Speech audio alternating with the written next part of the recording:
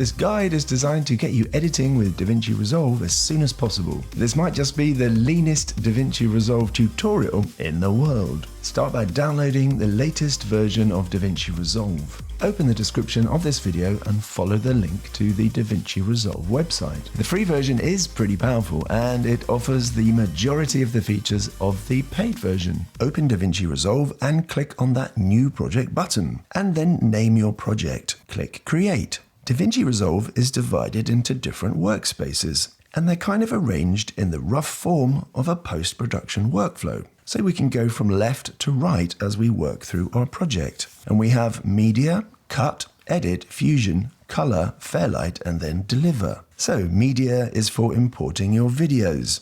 And then we've got two different interfaces for editing, Cut and Edit. So Cut is for kind of quicker edits, but it's also a slightly different way of working. I would say that it's designed similar to systems like Final Cut Pro and CapCut. The edit page is more of a traditional interface, designed for more complex work, and it's basically the one that most people use. Fusion is for visual effects and motion graphics creation. Color is for color grading and correction. Fairlight is for audio editing and mixing. And Deliver is for finalizing and exporting projects. Now you can actually switch back and forth between all these tabs as you work on your project, and that includes the cut and edit pages. For this video, I'm just going to talk about the edit page. If you want to know how to use the cut page, then go to the description of this video now and follow the link to my step-by-step guide, or use this QR code. Click on the Edit tab at the bottom and then click the gear icon to open Settings. Set your project resolution and frame rate. For me, I'm just going to set it to 4K and 30 frames per second,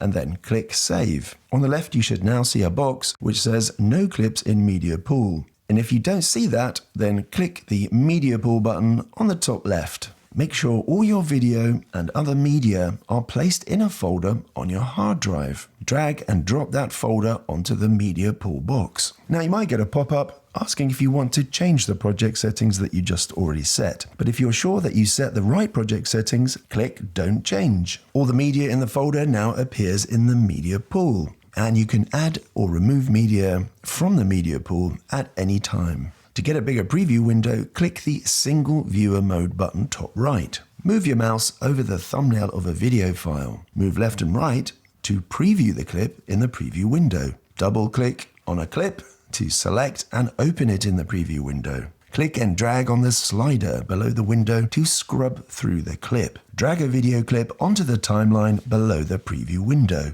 The clip on the timeline now appears in the preview window. The timeline is made up of tracks. The video tracks are blue and the audio tracks are green. And this red line is the playhead. Move the slider or the playhead to scrub through the timeline. Use the slider with the plus and minus symbols to zoom in and out of the timeline. Click and drag on the dark lines to the left of the timeline to change the height of the track. And you can actually use this method for other areas within the workspace to rearrange things to suit how you like to work. But if you get into a mess doing this, go to Workspace and then Reset UI Layout. Click and drag to move the clip left and right on the timeline. Drag the clip up and down to switch tracks. To play the timeline, click the play button. But no editor in the world ever does that. Instead, we use the spacebar on your keyboard. Click the Blade Edit Mode button above the timeline to change your cursor into a razor blade for cutting. But no editor in the world ever does that. Instead, we press the B key on our keyboard. Move the blade to where you want to cut the clip and then click. And now you have two clips on the timeline. To move one of the clips, click the Selection Mode button above the timeline. But most editors just press the A key on our keyboard. So remember, the two most important editing keys are A and B. Move the first clip and drop it in the middle of the second clip. This creates cut points just like using the blade.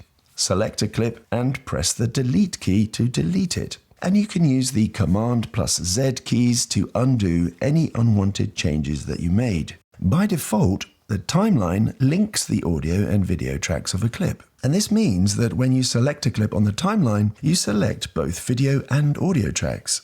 When you trim both. To separate video and audio, click the linked selection button above the timeline to separate it. Hover the cursor over the end of a clip. Move the cursor left and right, and you're going to see 3 different icons. There's a left arrow, a right arrow, and one with 2 arrows left and right. The left arrow icon is used to trim in. Clicking and dragging with this icon allows you to adjust the start point of the clip. The right arrow icon is used for trim out. Clicking and dragging with this icon allows you to adjust the end point of the clip. The icon with 2 arrows is used for slip trim. With 2 clips next to each other, click and drag to adjust the edit point of both clips simultaneously. Hover the cursor over the corner of the video clip. Drag the small white icon left or right to add a fade in or a fade out. Drag and drop your B-roll clip onto the timeline, onto the track above the previous clips. To remove the audio track from the B-roll shot, click the linked selection button again above the timeline to disable it.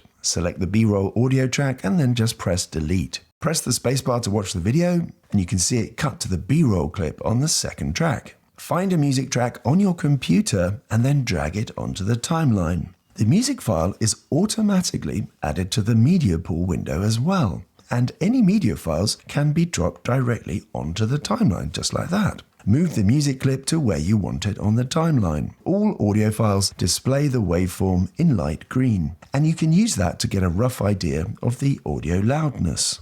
Hover the cursor over the thin white line in the middle of the audio track. Drag it up and down to adjust the volume. Right-click on the audio track which contains spoken voice. And now choose Normalise audio levels from the list. You can choose a preset from another drop-down list, or you can just adjust the peak level to the desired maximum. For YouTube, I'd say choose a number between -6 and -15 dB.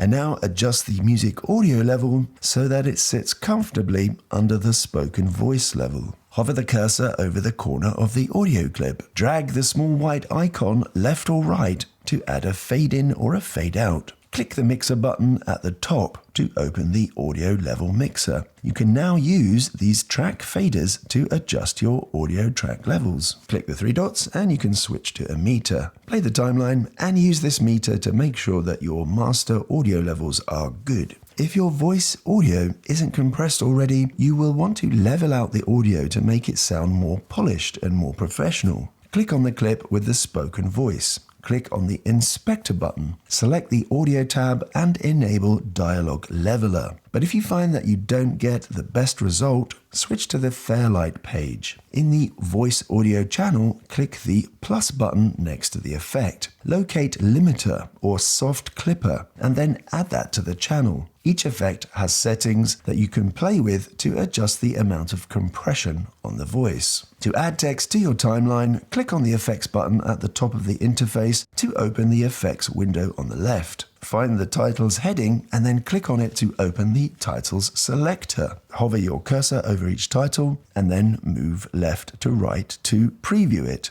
Choose a title by dragging it onto the timeline. Text overlays appear light brown. And now to edit the text, select it and then click the Inspector button. Type your text into this large box. And below this box, you're going to find your settings for font, color, size, and plenty more so that you can customize and polish your text. Back in the Effects window, select Video Transitions. Like with text presets, you can move your cursor over the transition presets to preview them. Move the playhead to where you want to place the transition, so probably at the edit point of 2 clips. And the preview is going to then use that edit point. Drag your chosen transition and drop it onto the edit point.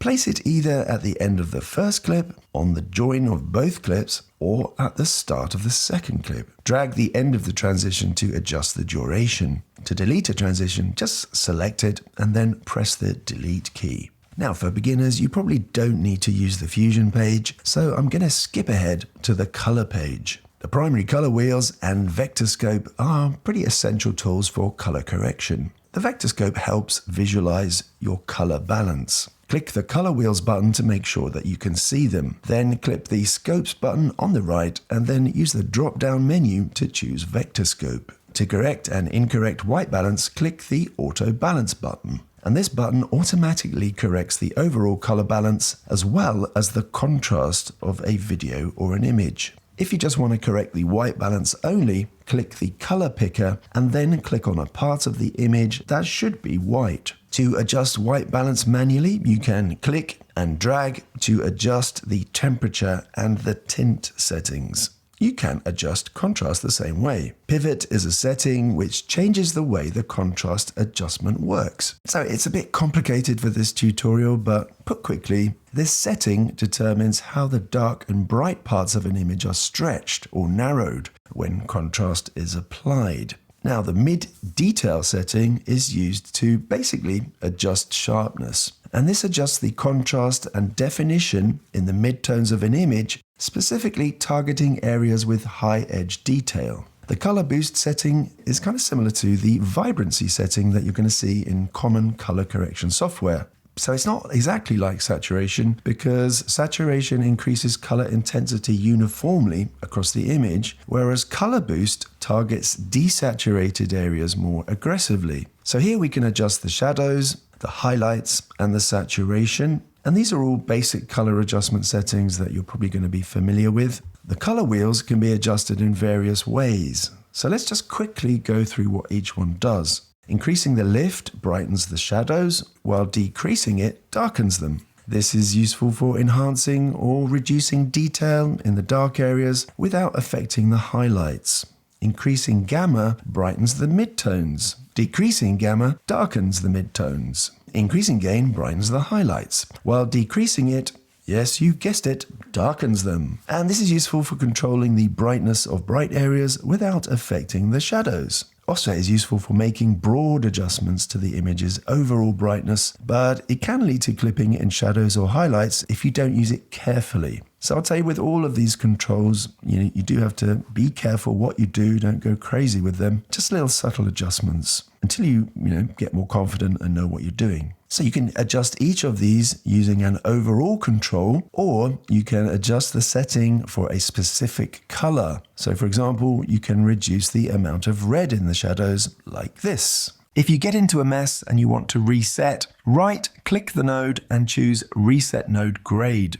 We've already done basic audio mixing, so let's skip the Fairlight page and head straight to the Deliver page for exporting. On the left, we can choose between various export presets. So a good one to start with is the H.264 master setting. Give your file a name, choose a location to save, and then add to the render queue. And then finally, hit Render All, and DaVinci Resolve is going to export your whole timeline as a single video. So if you only want to export a part of your timeline, just use the I and O keys to set in and out points on the timeline first. And then when you export, Resolve is just going to render everything in between these points. Now that you've got the basics down for DaVinci Resolve, you can support the channel by joining us over on Patreon. We've got movie chat going there as well, if you want to chat about movie stuff. And also, I've just released this book a few months ago, Smartphone Videography, Beginner to Advanced. So far, pretty much 5 stars for all the feedback I'm getting, but if that's something you're interested in, head over to Amazon. All the links will of course be in the description, and other than that, be visionary.